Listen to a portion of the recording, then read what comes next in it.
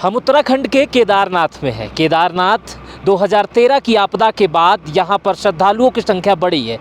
प्रधानमंत्री मोदी भी आए दिन यहाँ पर आते जाते रहते हैं, तमाम वीआईपीज़ आते रहते हैं, हेलीकॉप्टर से लेकर तमाम व्यवस्थाएं हैं। प्रकृति की सुंदरता अगर देखनी हो तो आप उत्तराखंड के केदारनाथ में आ सकते हैं, लेकिन केदारनाथ के कुछ बहुत से अनसुलझे रहस्य हैं, बहुत सारी बातें हैं। यहाँ पर तमाम ऐसे साधु महात्मा रहते हैं जो 20, -25 डिग्री सेल्सियस में भी यहाँ रख के तपस्या करते हैं। और उधर कुछ दूरी पे भैरव नाथ जी का मंदिर है, और इसके पीछे वो हिस्सा, वही हिस्सा है, मैं कहूँगा आप उधर दिखाएं। ये वही हिस्सा है कि जब केदारनाथ में प्रलय आया था तो उसी के ऊपर बताया जाता है कि वहाँ से नदी आई थी और सारी चीज़ों को बहा ले गई थी। केवल और केवल जो हमारे सामने केदारनाथ का मंदिर है वही सुरक्षित रहा था। इन तमाम बातों के विषय में कई ऐसे तथ्य हैं कि इस पहाड़ के पीछे एक फूल खिलता है, उस पहाड़ के पीछे वासुकी ताल के पीछे एक ब्रह्म कमल खिलता है। आप लोग भी सुनते होंगे कि ऐसा कमल, ऐसा फूल जिसमें पैसे आ जाते हैं, वो तमाम चीज़ें, कई अनसुलझे रहस्य हैं। हमारे साथ हैं, मुझे ठंडी थोड़ी लग रही है, हमारे साथ है भैरवनाथ के मुख्य पुजारी, जो खुद को कहते हैं मुख्य पुजारी नहीं, मुख्य सेवक कहते हैं। इनसे हम कई बातें करेंगे। ये इतने ऊपर जाते हैं। अभी हम जब इनसे मुलाकात हमारी कैसे हुई कि ये उतने ऊपर से दौड़ते दौड़ते आ रहे थे, और हम लोगों ने देखा कि ये दौड़ते दौड़ते कैसे आ रहे हैं, ज़रा इनसे बात करते हैं। तो 1 घंटे तक इनके साथ रहे और इन्होंने अपने बारे में तमाम बातें बताई कि हम हिंदू धर्म के लिए काम कर रहे हैं और केदारनाथ हमसे बात करते हैं, और जो भी वो इंस्ट्रक्शन करते हैं हम उसी तरह काम करते हैं। तो चलिए इन्हीं से बात करते हैं। महाराज जी उतने ऊपर से दौड़ते दौड़ते आ रहे थे, हम लोग तो चल नहीं पा रहे हैं, ऐसा कैसे होता है?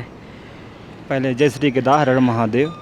हम केदार भगवान के शरणागत हर समय रहते हैं। हाँ। रह रहे हैं।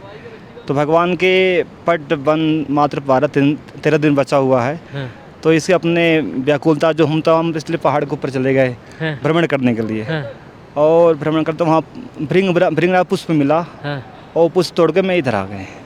ये कौन सा पुष्प होता है महाराज जी? यहाँ का भृंगराज है। अच्छा, ये यहाँ का बहुत पुराना पुष्प है। जल्दी ये पुष्प 2 साल तक खराब नहीं होते हैं। अच्छा, 2 साल तक खराब ही नहीं होते हैं। ये बहुत अच्छा पुष्प है। हाँ। यहाँ का मुख्य पुष्प है। इस पुष्प का क्या काम होता है मुख्यतः?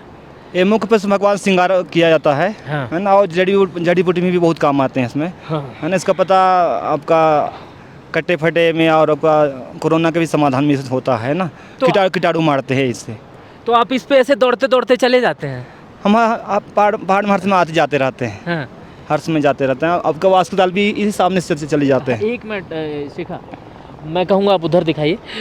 वो ऊपर महाराज जी वासुकी ताल है, तमाम लोग वहाँ से ब्रह्म कमल लेने आते हैं। जी। और तमाम बातें करते हैं उसको लेकर कुछ तथ्य क्या है, कैसे है वो? जो ब्रह्म पुष्प है भगवान का मुख्य है। हाँ।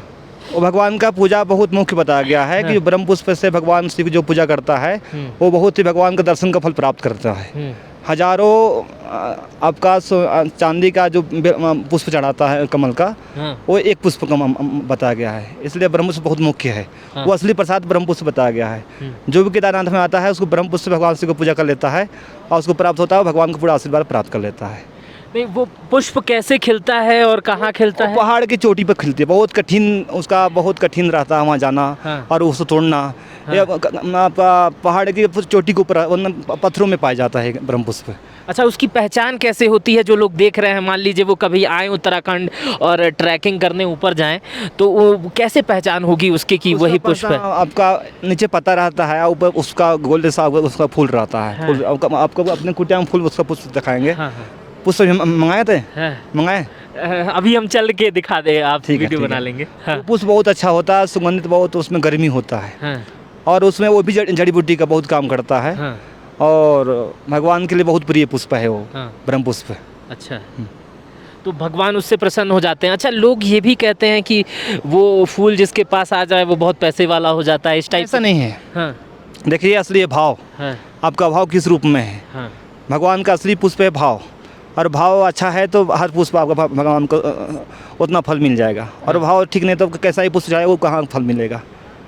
तो आप लोग जो अगर आते हैं उत्तराखंड में तो भाव के लिए जाइए, पुष्प तोड़ के लाना हो तो लाइए। हालांकि प्रकृति की रक्षा के लिए फूल पौधों को कम तोड़ना चाहिए। और जो पीछे पहाड़ी देख रहे हैं, लगभग 8-9 किलोमीटर 8-9 किलोमीटर चढ़ के जाना होता है। वहाँ एक ताल होती है। हाँ, बहुत कठिन मार्ग है। महाराज जी बता रहे हैं बहुत कठिन मार्ग है, वहाँ से लाना होता है। अच्छा महाराज जी, जब केदारनाथ का महाप्रलय आया था तब आप कहाँ थे?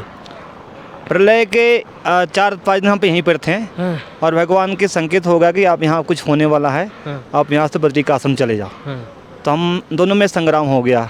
एक पुत्र मेरा ज़्यादा संबंध है, हाँ। हर चीज़ सब उनका संवाद होते रहता है, आत्मा से, आत्म परमात्मा से। आप भगवान से डायरेक्ट बात कर लेते हैं? आत्मा जैसे मन आत्मा होता है ना, आत्मा एक विचार होता है, आत्मा एक मन में होता है कि हम उनसे बात कर रहे हैं। तो पहले विचार होगा कि हम आपको यहाँ जाना है, तो हम नहीं, हम मना करते हैं, हमको यहाँ अच्छा लगा, हम यहीं रहेंगे, लेकिन तुमको जाना पड़ेगा। 3-4 लड़ाई चलता रहा और फिर अंत में कुछ शर्त लगाए। मैं शर्त में हार गया, फिर मैं बद्रिका आश्रम चला गया।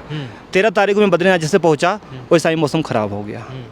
और आपका फिर 13, 14, 15 को सुबह 15 की रात में प्रलय आया। थोड़ा सा उधर संकेत दिया गया, चौराबाड़ी से वो आपका जो तालाब था भर चुका था, वहाँ जो भी हुआ। फिर वहाँ से मलबा नीचे आया और 16 को 6:30 बजे बहुत हाहाकार मच गया। ऐसा यहाँ प्रलय। अब उसके बाद एक भीमशिला था जो पत्थर पीछे है, वो पत्थर मंदिर को बचाए।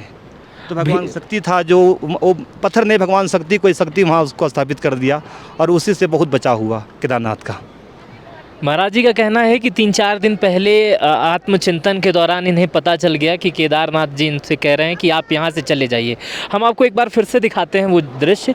वो पीछे एक ताल है और वो ताल भर गया था और वो ताल तोड़ते हुए, देखिए आप पत्थर के टुकड़े वहाँ देख रहे होंगे, तोड़ते हुए पूरा पानी नीचे आया। और यहाँ जितना पानी आया वो इतना अधिक था कि यहाँ का सारा स्ट्रक्चर उस समय तक सब खत्म हो गया और सिर्फ मंदिर बचा। मंदिर के पीछे जो भीमशिला है, भीमशिला की वीडियो भी हम इसमें मर्ज कर देंगे। भीमशिला आप देख रहे होंगे, जो भीमशिला आपको दिखाई दे रही है, ये भीमशिला ही इस मंदिर को सिर्फ और सिर्फ बचाई। और उस समय के बाद अगर कुछ बचा रहा तो सिर्फ और सिर्फ सामने दिख रहा मंदिर बचा रहा और कुछ नहीं बचा रहा।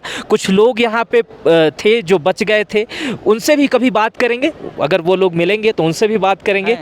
मिलाएंगे आपको। अच्छा। जो अभी पंडित जी गए हैं पूजा करने, वो वहीं थे। हाँ। ये भी पंडित जी जो वो भी यहीं पर थे। अच्छा, यहीं पर थे। आपको मिलाएंगे। हम आगे के इंटरव्यू में आपको दिखाएंगे। फिलहाल आपको ये वीडियो कैसी लगी हमें ज़रूर बताइएगा। इसमें हम आपको एक महात्मा से मिलवाए और ये भी बताया कि जो ऊपर से पुष्प आता है, जैसे ब्रह्म कमल कहते हैं, केदारनाथ में जो लोग भी आते हैं वो इस लालच में आते हैं कि वो कमल लेके जाएंगे तो घर में खूब ज़्यादा पैसा हो जाएगा। महाराज जी ने बताया कि भगवान को प्रिय है, भगवान को चढ़ता है।